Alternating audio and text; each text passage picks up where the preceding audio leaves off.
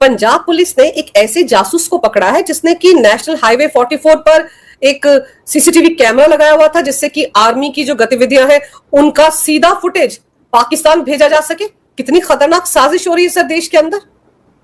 बिल्कुल। जो देखिए, सबसे बड़ी समस्या क्या है, पाकिस्तान की आईएसआई चाहती है कि वो भारत की सेना और भारत के अर्धसैनिक बलों के और सेंट्रल पुलिस फोर्सेस के मूवमेंट पे नजर रख सके। इसलिए उन्होंने ऐसे लोगों को आइडेंटिफाई किया है जिनको कि वो अपना एजेंट बना करके और इस प्रकार की कार्रवाई करवा सकते हैं। देखिए, दो इसमें चीजें इंपॉर्टेंट शामिल होती हैं कि ये नेशनल हाईवे 44 क्या, नेशनल हाईवे 44 वो इंडिया की आर्टरी है जो श्रीनगर को या और श्रीनगर के आगे लेह लद्दाख को शेष भारत से लॉजिस्टिकली जोड़ती है। दूसरा, पठानकोट एक बिल्कुल बॉर्डर एरिया है और ये बहुत ही सेंसिटिव एरिया है। सेंसिटिव क्यों? एयरफोर्स का बेस है, वो एक बात। उसके अलावा भारत का शायद सबसे बड़ा लॉजिस्टिक्स सेंटर है और इसी जगह से भारत के जो आगे ट्रूप्स डिप्लॉयड हैं उसमें आर्म्ड फोर्सेस के भी और जो सेंट्रल पुलिस ऑर्गेनाइजेशंस हैं उनके भी लॉजिस्टिक्स जो थे वो पठानकोट से ही जाया करते हैं। ये एक बहुत बड़ा सेंटर है। इस वजह से पठानकोट हमेशा से पाकिस्तान के टारगेट पर रहा है। अब उन्होंने इस बलजीत सिंह को इसीलिए उन्होंने हायर किया और उसने इस NH-44 पे ऐसी जगह पर यह कैमरा लगाया जो कि एक स्ट्रेटेजिक ब्रिज को कवर करता है। और मैं ये नहीं कह रहा हूं कि ये अकेला ही कैमरा हो, संभावना इस बात की है कि उसने और भी कई कैमरे लगाए हों, ये बहुत बड़ी साजिश का हिस्सा हो। लेकिन फिलहाल हम जिस चीज के लिए वो पकड़ा गया है उसकी बात करते हैं। और वो ऐसे सेंसिटिव एरिया पे उसने लगाया है जहां से कोई भी मूवमेंट होगा किसी भी कॉन्वॉय का, चाहे वो आर्मी का हो, BSF CRPF किसी का भी हो, उसके ऊपर नजर रखी जा सकती है। और ये जो चीज है एक मोबाइल ऐप के जरिए डायरेक्ट अपने पाकिस्तानी हैंडलर्स के साथ लाइव टेलीकास्ट हो रहा था। Mind you, it is such a big thing. और उसके बाद इसको निर्देश कहां से आ रहे थे? दुबई में बैठा हुआ एक व्यक्ति निर्देश दे रहा था इनको शायद, और वहां से पैसा आ रहा था और 40,000 रुपए। अब 40,000 रुपए कितना, मेरे हिसाब से काफी छोटा अमाउंट है, उसके लिए इसने इतना बड़ा अपने देश के साथ गद्दारी करी। तो ये एक बहुत बड़ी साजिश का मुझे हिस्सा लग रहा है। देखिए, इसी समय में एक चीज और आपको याद दिलाना चाहता हूं। कुछ दिनों पहले ही पकड़ा गया था सुखविंदर सिंह सुक्खा और उसका भी यही काम था। उसने वो सोलर पैनल्स के साथ उसने सीसीटीवी कैमरास को लगा के रखा था। इससे क्या होता है कि वो बहुत इनोसेंट लगता है, ऐसा नहीं लगता कि ये किसी जासूसी के काम के लिए कैमरा वहां पर लगाया गया है। उस कैमरे को उसने ऐसे सेंसिटिव इलाकों में लगाया जिससे कि वो सेना के मूवमेंट की, और सेना का कौन सा मूवमेंट, जो कि इंपॉर्टेंट जो हमारी फॉर्मेशंस हैं उसके मूवमेंट की खबर पाकिस्तान के हैंडलर्स को लाइव, ये बहुत इंपॉर्टेंट चीज है। इसमें तीनों एंगल चीजें शामिल होती हैं। इसमें ड्रोन्स का एंगल है, इसमें ड्रग्स का एंगल है, इसमें वेपन्स का एंगल है। देखिए, आपको ये पता होना चाहिए कि ये ड्रोन से ये जो उपकरण का सप्लाई होता है, ड्रग्स का पैसा आता है और जो लोकल एजेंट है उसको इसमें लगा करके और उससे ये काम करवाया जाता है। ये जो मानव मनोविज्ञान है अंजू, इस मानव मनोविज्ञान का पूरा लाभ उठाते हुए उन ऐसे लोगों को जो कि वल्नरेबल हैं, जिनकी कोई वीकनेस है, उस वीकनेस को आइडेंटिफाई करके उनको इस काम के लिए तैयार करते हैं। आपको याद होगा ज्योति मल्होत्रा का केस, जो अपना ऑपरेशन सिंदूर हुआ उसके तुरंत बाद ये वो महिला, उसकी भी इन्होंने उसकी जो नब्ज थी वो पकड़ी कि ये यूट्यूबर है और इसमें ये कर सकती है और इसको इस जगह अगर उसको कुछ दिया जाए या कुछ लॉन्ग रोप दिया जाए तो शायद वो आपका काम करेगी। देखिए, ये वो महिला है जो पाकिस्तान में जाके पाकिस्तान के पंजाब सूबे की वजीर आला के साथ ऐसे मिलजुल के बात करती है जैसे कि उसकी दोस्त हो कोई। तो ये तमाम जो चीजें हैं वो ये इस बात को दिखाती हैं कि किस प्रकार से पाकिस्तान की आईएसआई ने एक जबरदस्त इंफ्रास्ट्रक्चर और एक आर्किटेक्चर खड़ा करके रखा हुआ है और वो हर चीजों इन सब चीजों का प्रयोग करके भारत को खोखला करने की कोशिश कर रहे हैं। इसमें लोकल एजेंट, अंतरराष्ट्रीय कनेक्शन और टेक्नोलॉजी, तीनों चीजों को मिला करके और पाकिस्तान की आईएसआई ने, मुझे लगता है, यहां पर एक अच्छा जंजाल का फैलाया हुआ है। सर, बॉर्डर स्टेट है पंजाब, पठानकोट से पकड़ा जाता है, फिरोजपुर से वो सुखविंदर सिंह सुक्खा पकड़ा जाता है।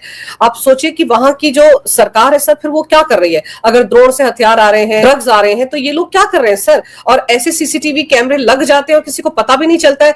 जब पता चलता है तब तो काफी देर हो चुकी है ना सर। आप सोचिए कितने दिन से चल रहा होगा और कितनी सारी मूवमेंट की लाइव फुटेज आर्मी की चली गई होगी उन तक, जो हैंडलर बैठे हुए दुबई या पाकिस्तान में। तो नुकसान तो हो गया ना। पता नहीं उन्होंने क्या क्या जानकारी उनको भेजी।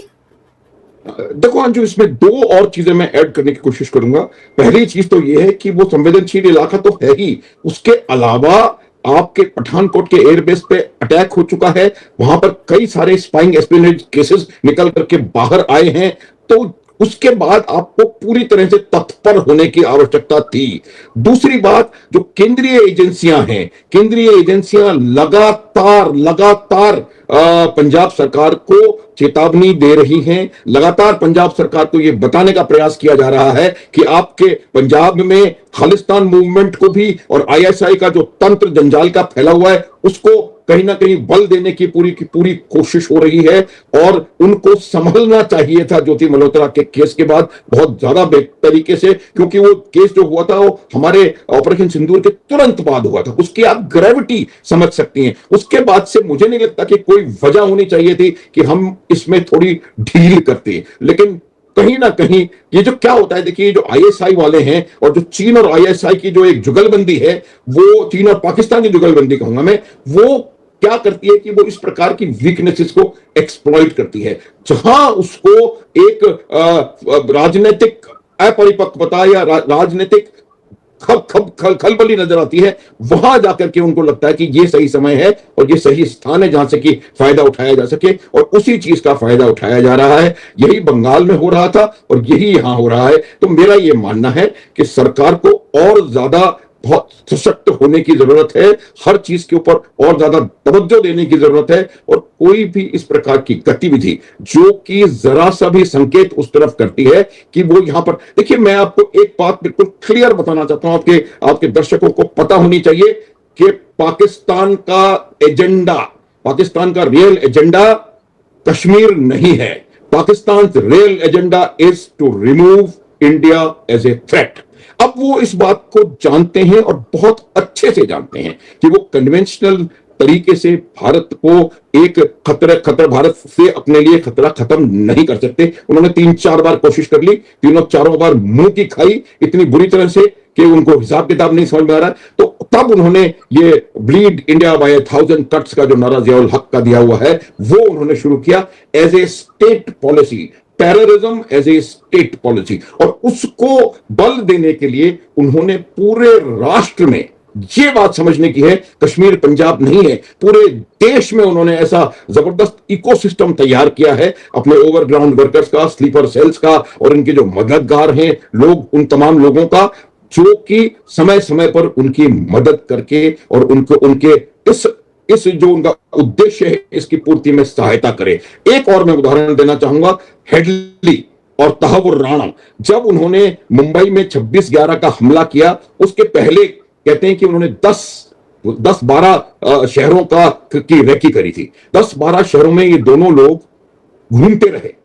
आप मुझे बताएं कि उन 10-12 शहरों में कोई कैसे घूम करके, रेकी करके और हर उस स्थान को देख करके आ सकता है जब तक कि आपके पास लोकल सपोर्ट नहीं है। कोई कम्युनिकेशंस देगा, कोई वेपन्स देगा, कोई उनको लॉजिस्टिक्स देगा, कोई उनको गाड़ियां देगा, कोई उनको इधर से उधर ले जाएगा, कोई गाइडेंस देगा। ये जो तमाम चीजें हैं ये उसी एस्टेब्लिश्ड इकोसिस्टम की वजह से हैं जो कि उन्होंने सालों में तैयार किया है। दशकों में ये इकोसिस्टम भारतवर्ष में बनाया गया है और ये आप देख रही हैं कि पूरी तरह से भारतवर्ष में बहुत सफलता से अपना काम कर रहा है। और ये जितने भी एक्शंस हो रहे हैं, जितने भी लोग पकड़े जा रहे हैं, ये इसी वजह से हो रहे हैं कि उन्होंने एक बहुत अच्छी तरीके से, कोऑर्डिनेटेड तरीके से उन्होंने ऐसा इकोसिस्टम तैयार करा हुआ है भारतवर्ष में। इसको तोड़ने की आवश्यकता है और सिर्फ तभी होगा जब तमाम लोग, ऑल जितने भी स्टेक होल्डर्स हैं, वो सब सरकार के साथ मिलकर अपना काम करेंगे।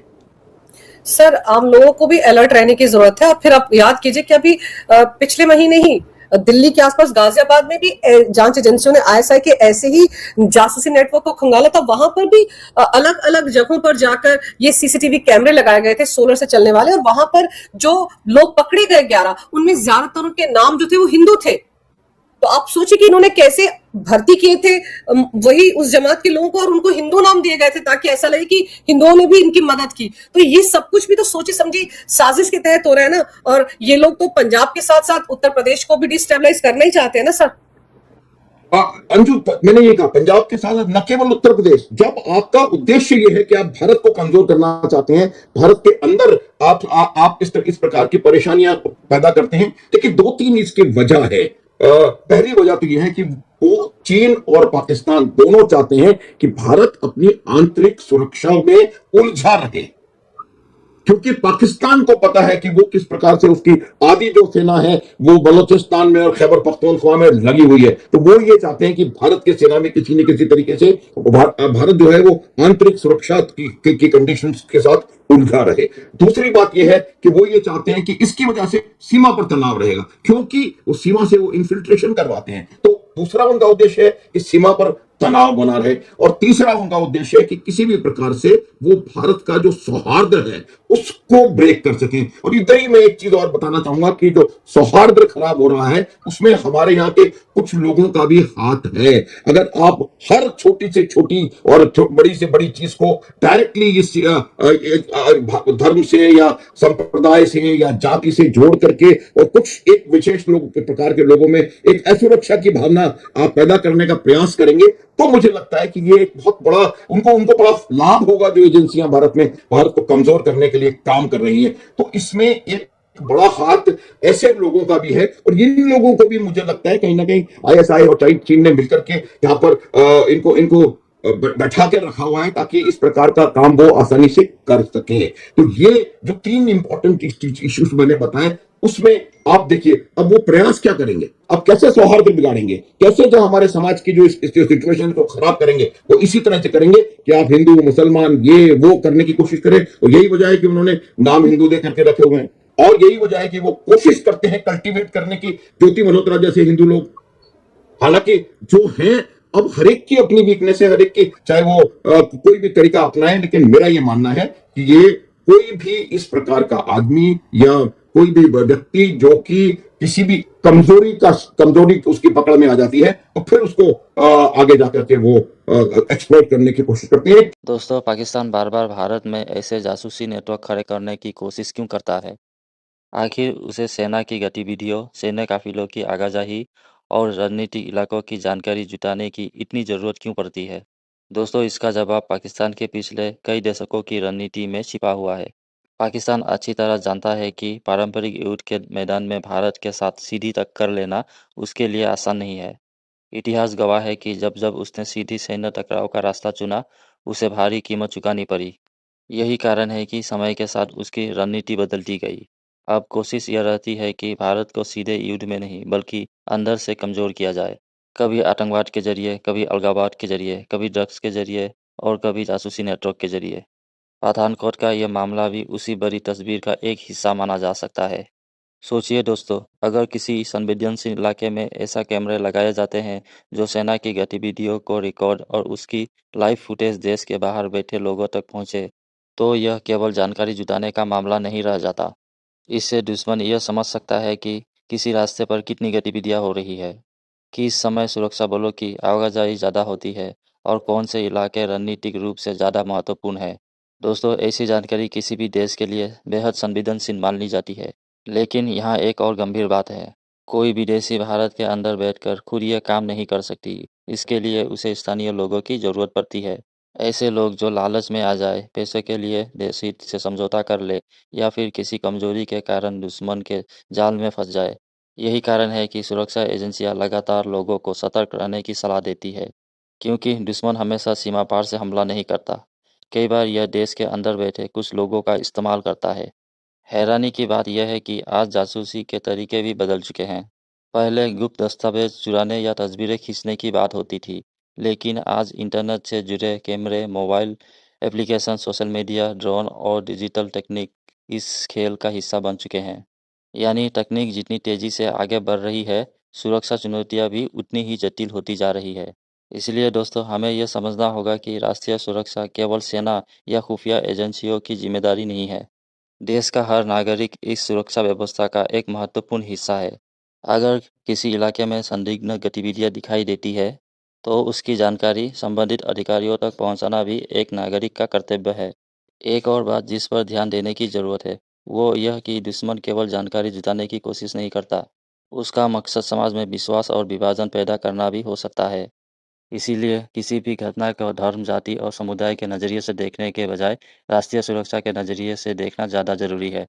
देश की एकता ही भारत की सबसे बड़ी ताकत है और कोई भी दुश्मन सबसे पहले इसी ताकत को कमज़ोर करने की कोशिश करता है।